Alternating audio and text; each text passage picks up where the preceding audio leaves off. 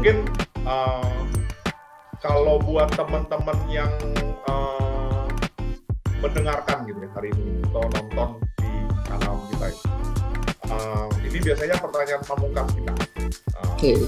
So what actually yang dari Pak Agus ini mungkin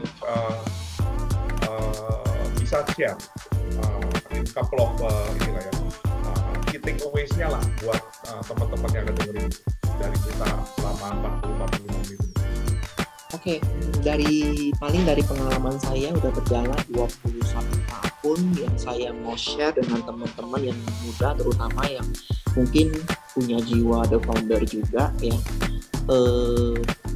Dari jiwa the founder itu 5 yang saya pegang itu adalah satu ketika saya belajar ya, maksudnya 5 ini yang saya belajar daripada yang di depan-depan kita semua ya, kayak Aqua dan lain-lain. Satu adalah mulai aja dulu ketika Anda mendapatkan sesuatu.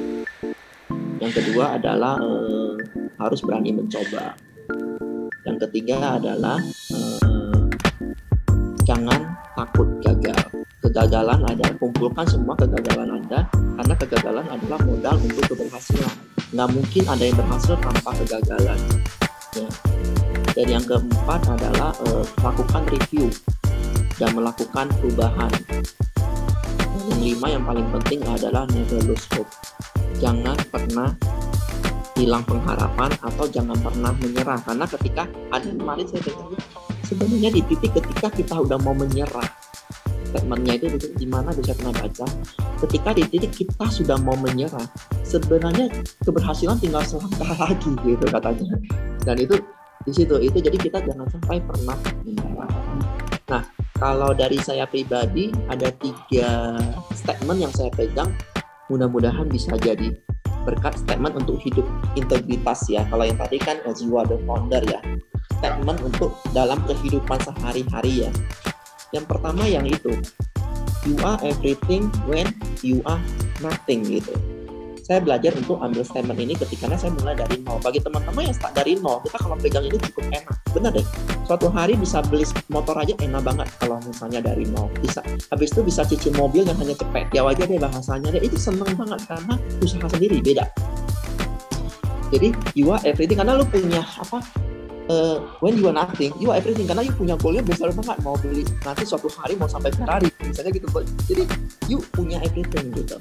Yang kedua adalah smooth sea never make a great sailor. Laut yang tenang tidak akan pernah menciptakan pelaut yang tangguh.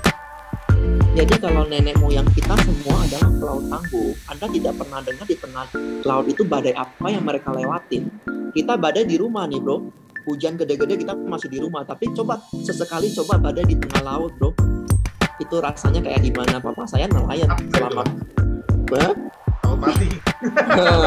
Ya kan, bayangan itu badainya itu laut mati, badainya nggak gede. Itu gitu. Kalau badai laut bebas itu kalau lagi badainya gede, tapi nelayan-nelayan itu tangguh karena mereka melewati badai-badai itu. Besok-besok ada badai besar mereka nggak takut. Maka laut yang tenang tidak akan menciptakan pelaut yang tangguh.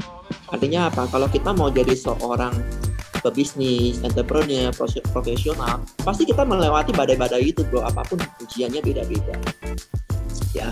Terus yang ketiga ya adalah ini saya suka tanamkan di diri saya sendiri, termasuk yang saya di belakang itu. You don't have to be better than anyone else. You just have to be better than yesterday.